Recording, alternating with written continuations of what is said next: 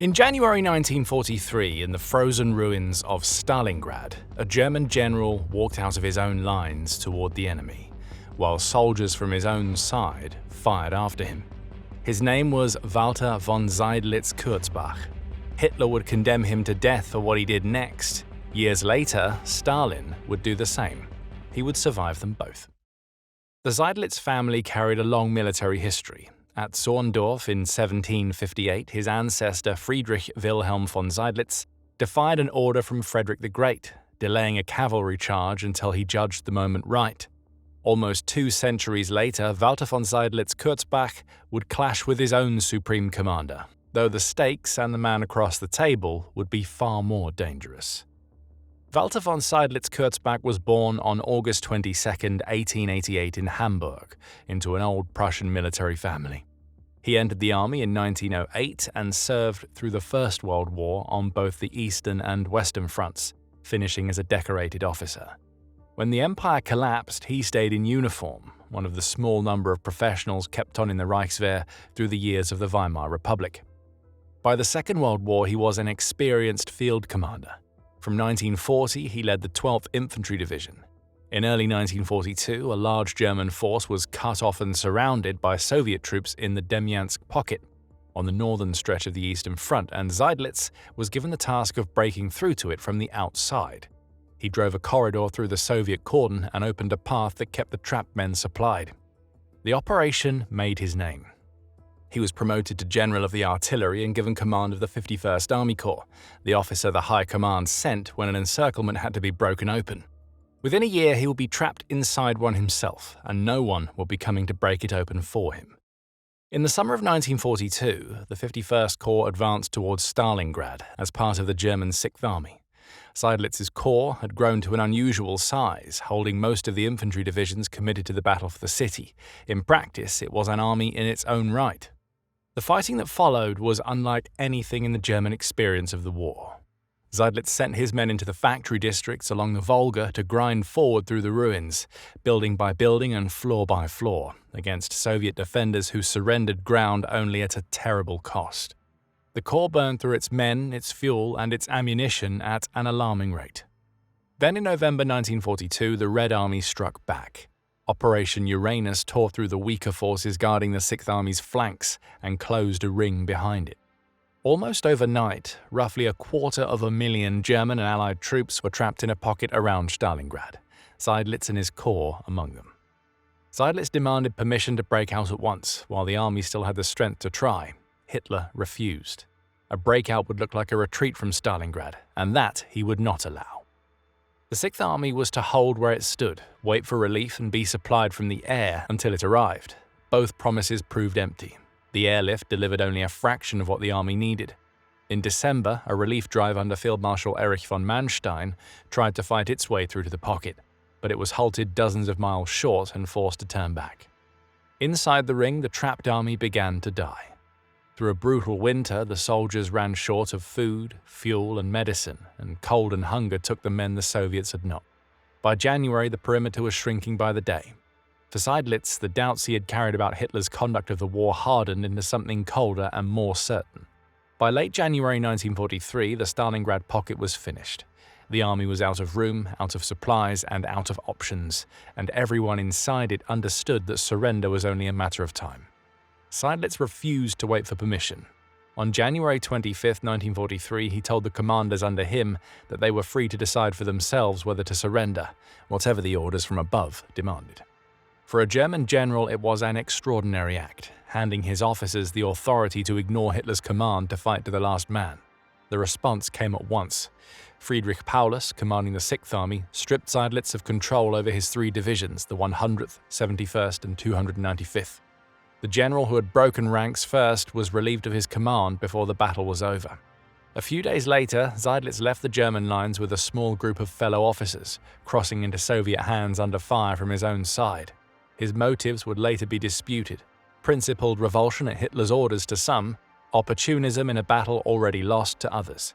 He was taken prisoner and questioned by a Soviet officer, Captain Nikolai Dyatlenko. When the pocket finally collapsed at the start of February, around 90,000 surviving German soldiers were marched off into captivity, their corps commander among them. It was the worst defeat the German army had suffered in the war. An entire field army, once more than 250,000 strong, had been destroyed or captured. Seydlitz had built his name breaking open encirclements. Now he was a prisoner of the enemy he had spent 18 months fighting. What he chose to do in that captivity would turn him from a decorated general into the most hated man in the German officer corps. In the prison camps, Seydlitz did not stay silent. His Soviet captors marked him early as a man who might be turned, and in the summer of 1943 he was taken to a political center in Lunovo, near Moscow, with 2 other captured generals. That July, Soviet authorities had gathered German prisoners and exiled German communists to create the National Committee for a Free Germany, founded outside Moscow, with the writer Erich Weinert as its president. Seydlitz became its vice president. In September, a second body followed, the League of German Officers, made up of captured German officers, and Seydlitz was chosen to lead it. From then on, he worked openly against the regime he had served. He put his name to pamphlets dropped over the German lines, and his voice carried across the front from Soviet loudspeakers, urging German soldiers to stop fighting, to desert, or to turn on Hitler before the war destroyed Germany completely. For the men in the trenches, it was a shock few would forget. The voice of a German general, a holder of the Knight's Cross, decorated for his service on the Eastern Front, reaching them from the enemy's side, telling them to lay down their arms. He pressed a bolder plan still, proposing a force of some 40,000 German prisoners to be raised and flown into Germany to end the war from within.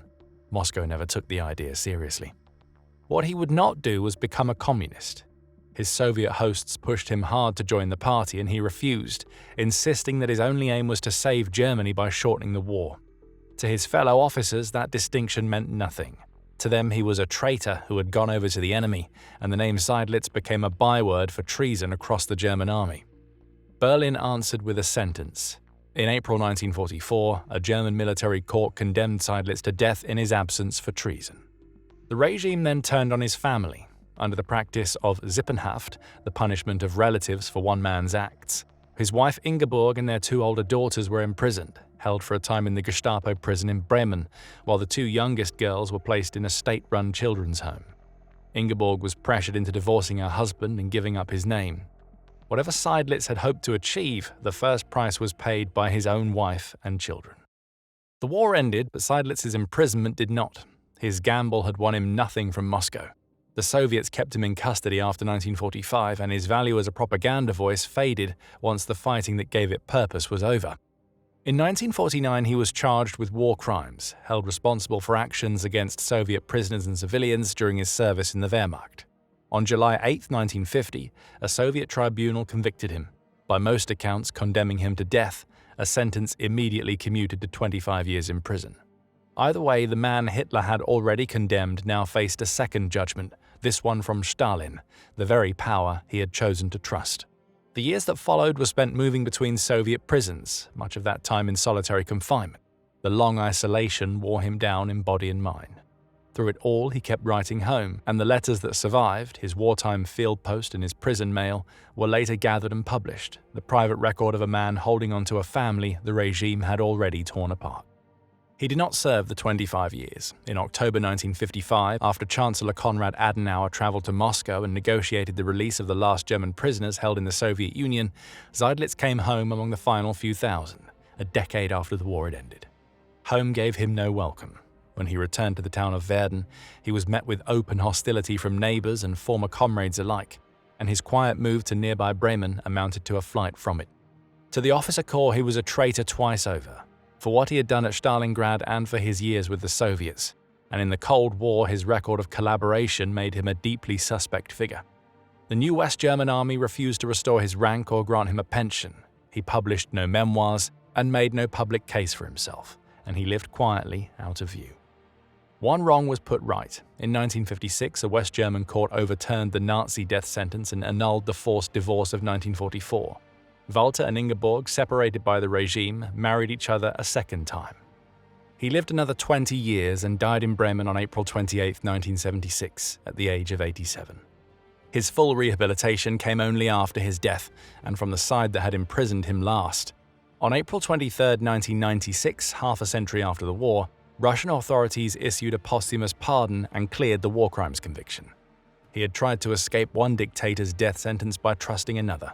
In the end, both condemned him. Both systems used him, and neither country knew what to do with the man who survived them. Thanks for watching. If you found this video insightful, watch our other World War II videos next. Like this video, subscribe, and hit the bell for more history inside. And we'll see you in the next one.